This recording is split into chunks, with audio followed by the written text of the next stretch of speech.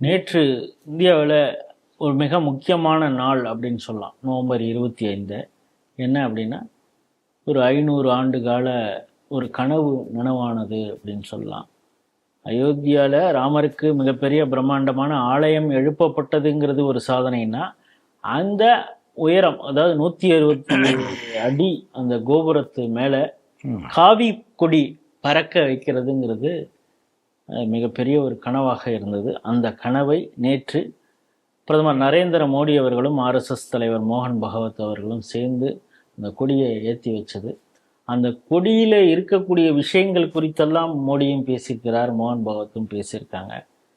ஜனநாயகம் அப்படிங்கிற ஒரு விஷயத்தையே, இந்த கான்செப்டே ஏதோ வெளிநாட்டிலேருந்து நம்ம இறக்குமதி பண்ணோம் அப்படின்னு மெக்காலே கல்வியை படித்தவர்கள் நினச்சிருக்காங்க அப்படின்னு சொல்லிட்டு தமிழ்நாட்டையும் கோட் பண்ணியிருக்காரு அப்படிங்கிறது. அயோத்தியில் தமிழ்நாடு பற்றி மோடி பேசியிருக்காருங்க, கூடுதல் சிறப்பாக இருக்கு. நீங்க அந்த முழு உரையும் பார்த்துருப்பீங்க, நீங்க என்ன நினைக்கிறீங்க? மீண்டும் மீண்டும் மோடி அடிமை சிந்தனத்திலிருந்து வெளியில வரணும்னு தான் பேசுறாரு. மெக்காலே என்று அவன் கொடுத்த அந்த ஆங்கிலேயன் கொடுத்த அடிமை சிந்தனையிலிருந்து வெளியில வர வேண்டும் திருப்பி திருப்பி பேசுறாரு. இப்ப அதை எல்லாரும் ஒரு 10 வருஷ இயக்கமாகவே பண்ணணும் அப்படிங்கிற அதை தொடர்ந்து பண்ணிட்டு இருக்கிறார். ஆத்ம நிர்பர் பாரத் பேசிட்டாரு, சுதேசி பேசிட்டாரு. கடந்த 10 வருஷமாவே அந்த கோவிட் பீரியட்ல இருந்தே அவர் அடிமையிலேருந்து வெளியில வரணும், அந்த சிந்தனையிலேருந்து வெளியில வரணும்னு பேசிட்டு இருக்காரு. அதற்கான செயல்முறையையும் மோடி காமித்து கொண்டிருக்கிறார். இதுதான் முதல்ல. ரெண்டாவது, அயோத்தி பொறுத்தவரை இப்ப நடந்த இந்த கொடியேற்று விழா, அதாவது துவஜா ஆரோகணம் என்று சொல்லுகிறோம்.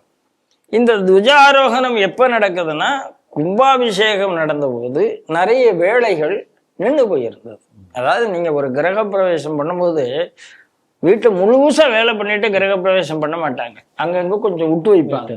விட்டு வைக்கிற மாதிரி அயோத்தி கோயில் கும்பாபிஷேகம் நடந்த போது நிறைய வேலைகள் நின்று போகுது. ஈவன் தர்பார் மண்டபமே இப்பதான் தொடங்கி தொடங்கி.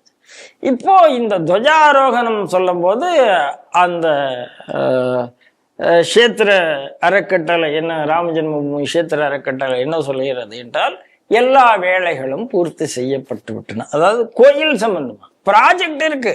இன்னும் அந்த பலிதானிகளுக்காக ஒரு மியூசியம் ஒண்ணு, அந்த ப்ராஜெக்ட் எல்லாம் இன்னும் முடியல. ப்ராஜெக்ட் தனியா இருக்கு. அதாவது கோயில் சம்பந்தப்பட்ட எல்லா விஷயமும் முடிந்து விட்டது என்பதை சொல்லித்தான் இந்த துவஜாரோகணம்.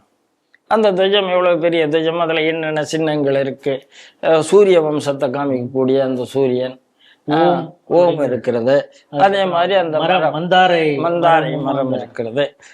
இது எல்லாமே என்ன காரணம்ங்கிறத அவங்க சொல்லிட்டாங்க. ராமராஜ்யம் நமக்கு வழிகாட்டுகிறது. ஆமா, சொல்லியாச்சு. ஆனால் இதுல விஷயம் என்னன்னா, அவர் சொன்னது மீண்டும் மீண்டும் அடிமைத்தனம். அதுல இருந்து ஏதாவது நாம எதே 500 வருஷத்துக்கு அப்புறம் எங்கேருந்து வந்திருக்கோம் அப்படிங்கிறத மோடி சொல்லியிருக்காரு. இப்ப கேள்வி என்ன, அது எப்படி மோடி அந்த கொடியேற்றலாம்? தேசிய கொடியை ஏற்ற வேண்டியவர் அப்படி ஏற்றலாமா? தேசிய கொடி அவர் எல்லா வருஷமும் ஏசித்தான் இருக்கிறாரு. எங்க ஏற்ற மாட்டேன்னு சொல்லியிருக்காரு. தேசிய கொடியாகவே கவிதானே இருந்திருக்கணும். தேசிய கொடியை அவர் ஏற்றி தேசிய கொடிக்கு என்ன மரியாதையோ அதை செய்து கொண்டிருக்கிறார். ஆனா ஒரு கோயில்ல கொடி ஏத்துறத போய் இது தேசிய கொடி ஏற்றக்கூடாது, ஏத்துறவர் அதை ஏற்றக்கூடாது எந்த இடத்துல இருக்கு? எந்த மதத்தை சார்ந்தவரும் நான் அந்த மதத்துக்கு மதிப்பு கொடுத்து அதன் சின்னத்தை ஏற்றதும் எனக்கு ஒன்றும் இல்லை. நான் அரசாங்கம், மீண்டும் மீண்டும் சொல்லுவேன், அரசாங்கம் தான் மதசார்பற்ற அரசாங்கம். அதை சேர்ந்தவர்களுக்கு, அதை நடத்துபவர்களுக்கு, தனிநபர்களுக்கு மதம் உண்டு. அவர்கள் அரசாங்கத்துல இருக்கும் போது எல்லாருக்கும் எல்லாம் சரியா போய் சேர்தான பார்க்கணும், அவ்வளவுதான் கடமை. ஆகையினால நீங்க மதசார்பின்ன அரசின் தலைவர் எப்படி தேசிய முதல்ல மோடி கோயிலுக்கு போன போதே இதே கங்கையில குளிச்ச போது இதே கேள்வி, கோயிலுக்கு காசி கோயிலுக்கு போன போது இதே கேள்வி, எல்லா கேள்வியும் இதே கேள்வி. இத்தனை தடவை பதில் சொன்னவர்களும் இதே கேள்வி கேட்டுக்கொண்டிருக்கிறார். இப்போ ஒரு கம்யூனிஸ்ட் கட்சிக்காரருக்கு ஒரு பயமே வந்துடுது. இன்றைக்கு காவி கொடி ஏற்றுகிறார், நாளைக்கு இந்திய தேசத்தின் கொடியை காவி கொடி என்று சொல்லிவிடுவார். அப்படி ஒரு மாற்றம் வந்தா என்ன சார் உங்களுக்கு பிரச்சனை இருக்கு? ஜனநாயக ரீதியாக அப்படி ஒரு மாற்றம் வந்து ஒரு இத்தனை சீட்டு வந்து ஒரு நீங்க எமர்ஜென்சி நேரத்துல உங்களால செக்யூலர் என்றும் சோசியலிஸ்ட் என்றும் பிரியாம்பிள்ளையே மாற்ற முடியுமானால் ஒரு 400+ வந்து நாளைக்கு காவி கொடி இந்த கொடின்னு சொன்னா என்ன உங்களுக்கு என்ன கம்யூனிஸ்ட் கட்சிக்காரனுக்கு என்ன பிரச்சனை இருக்கு? நாட்டை விட்டு போயிருவீங்களா? எங்களுக்கு ஒன்றும் ஆட்சேபனை இல்லை சார். இந்த நாட்டை விட கம்யூனிஸ்டுகளுக்கு சேஃபா எங்கேயும் இருக்க முடியாது. நீங்க போய் ரஷ்யாலையும் சீனாலையும் போய் தொழிலாளர் உரிமை அப்படிலாம் கொடியே பிடிக்க முடியாது மிஸ்டர் அருணன். அதனால பிடிச்சிக்கங்க. என்ன நடக்குமோ அது நடக்கும். இருக்கிறது 5 சீட்டு, அந்த 4 சீட்டு நீங்க திமுகட்டேருந்து பிச்சை எடுத்து வாங்கியிருக்கீங்க. எவ்வளவு பணம் வாங்கியிருக்கீங்க, உண்டியல் குளிக்கிட்டு இருந்தீங்க, இப்போ சூட்கேஸுக்கு போயிருக்கீங்க. தயவு செய்து இந்த மாதிரி பேசாதீங்க. தயவு செய்து இந்த மாதிரி பேசாதீங்க. தேசம் காவி கொடியை மதிக்கிறது. ஒவ்வொரு இந்து கோயில்களையும் காவி கொடிதான் துவஜ ஆரோகணமாக இருக்கிறது. அதை இந்த நாட்டினுடைய பிரதமர் ஹிந்து என்பதில் பெருமிதத்தோடு ஏற்றி இருக்கிறார். அவருக்கு அந்த பெருமிதம் இருக்கக்கூடாதுன்னு நீங்க சொல்லணும். நீங்க பிறந்த மண்ணை நேசிக்கல, பிறந்த மதத்தை நேசிக்கல அப்படின்னா அது உங்களுடைய பிரச்சனையே தவிர உங்களுடைய தாழ்வை அடுத்தவர் மீது திணிக்காதீர்கள் என்பதான் நான் சொல்கிறேன். ரொம்ப அருமையான நிகழ்ச்சி.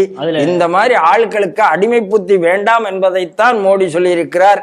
அந்த காரல் மார்க்ஸினுடைய தத்துவமும் ஒரு அடிமை தத்துவம் தான் என்று இவர்கள் புரிந்து கொள்ள வேண்டும். அதில் கூடுதல் சிறப்பாக 2 விஷயம் நான் ஏற்கனவே குறிப்பிட்டது மாதிரி தமிழகத்தின் கல்வெட்டு அதில் வந்து ஜனநாயக குடவோல முறையை பற்றியும் அங்கே பேசியிருக்கிறாரு.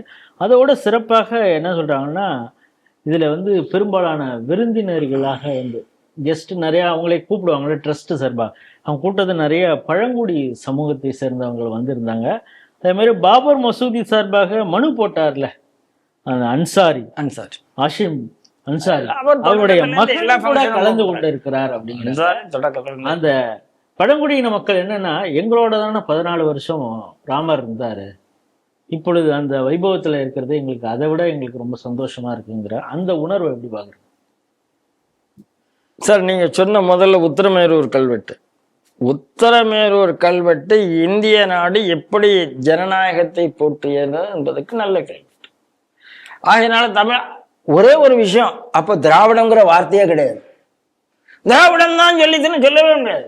சரி, உத்தரமேரூர் கல்வெட்டு என்பதே கோயில் சார்ந்த கல்வெட்டு, அது சர்ச்சை சார்ந்த மசூதி சார்ந்த கல்வெட்டுலாம் கிடையாது. ஆகையினால தயவு செய்து உங்க மதசார்பன்மையை தூக்கி தூர போட்டுருங்க. மீண்டும் மீண்டும் மோடி சொல்லுகிறார், தமிழ்நாட்டில் உள்ள உத்தரமேரூர் கல்வெட்டு என்பது திராவிடம்னு நீங்க 200 வருஷத்துக்கு கண்டுபிடிச்சீங்கல்ல, அதுக்கு முன்னால் ஜிகாத்திகளும் எவாஞ்சலிஸ்டுக்கும் இந்தியாவுக்கு வருவதற்கு முன்னால் உள்ள கல்வெட்டு. அன்றிலிருந்து இந்தியா ஜனநாயகம். ஆகையினால ஜனநாயகத்தை அதுக்கு பிறகு வந்து எவாஞ்சலிஸ்டோ ஜிகாதிகளோ, ஜிகாத்துல ஜனநாயகம் கிடையாது, கம்யூனிஸ்ட்ல ஜனநாயகம் கிடையாது.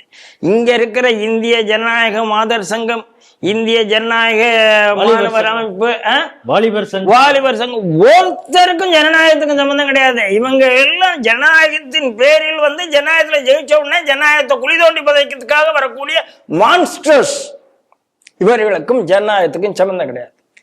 ஜிகாத்திகளுக்கும் ஜனநாயகத்துக்கும் சம்பந்தமே கிடையாது. இந்தியாவில வந்து ஜனநாயகம் பேசிக்கொண்டே இருப்பாங்க. ஏதாவது ஒரு ஜிகாத்தி என்னுடைய முஸ்லீம் நாட்டில் ஜனநாயகம் வேணும்னு பேசியிருப்பானா பேச முடியாது. உலகத்தின் முஸ்லீம் நாடுகளை ஜனநாயகத்துக்கு திரும்புங்கள்னு பேசியிருப்பானா பேச முடியாது. ஒரு கம்யூனிஸ்ட் உலகத்தின் கம்யூனிஸ்ட் நாடுகளை ஜனநாயகத்துக்கு திரும்புங்கள்னு பேசியிருப்பானா பேசியிருக்க முடியாது.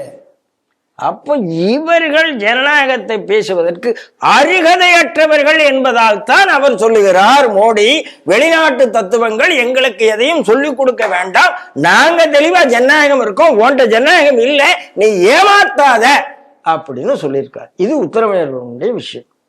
2வது, பழங்குடி மக்கள் அங்கதானே சார் வந்தாகணும், அவங்க தானே வந்தாகணும்.